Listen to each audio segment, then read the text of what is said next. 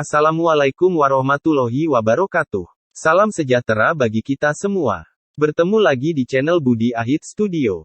Karena banyaknya pertanyaan yang masuk ke WhatsApp, bersabar ya, insya Allah saya akan jawab satu persatu.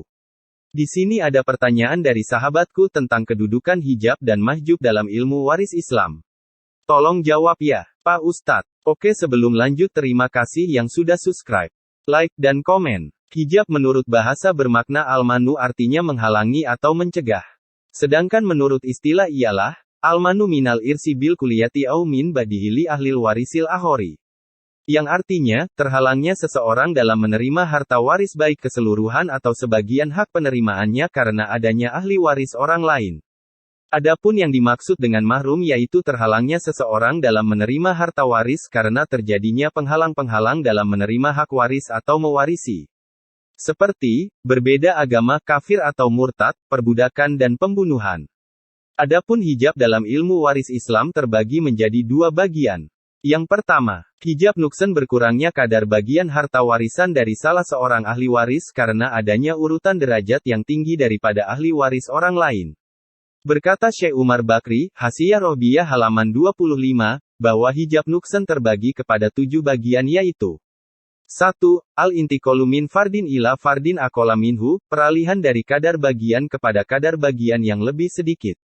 Contoh seperti A. Suami duda mendapat setengah menjadi seperempat jika ada farumayit yaitu anak atau cucu. B.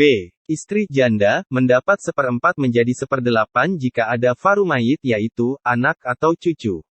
C. Ibu mendapat sepertiga menjadi seperenam jika ada farumayit yaitu anak atau cucu. D. Cucu perempuan dari anak laki-laki mendapat setengah menjadi seperenam jika ada anak perempuan.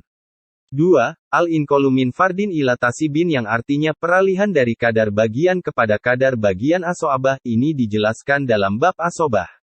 3. Al-intiqolu min tasibin ila fardin yang artinya peralihan dari kadar bagian asobah kepada kadar bagian. Contoh A. Ayah mendapat asobah seperenam jika ada farumayit yaitu anak atau cucu.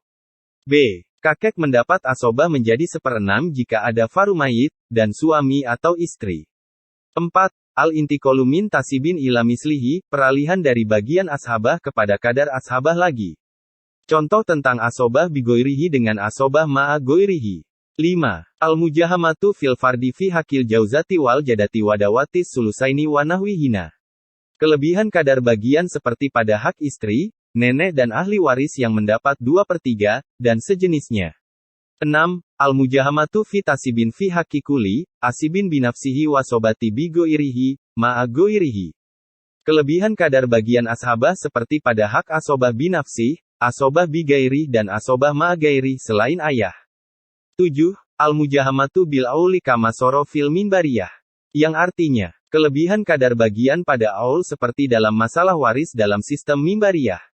Yang kedua, hijab hirman. Terhalangnya bagian harta warisan dari salah seorang ahli waris karena adanya urutan derajat yang tinggi daripada ahli waris orang lain. Hijab hirman ini terjadi apabila bertemu dengan 3 orang. 3 orang laki-laki yang terdiri dari 1. Anak laki-laki. 2. Suami. 3. Ayah.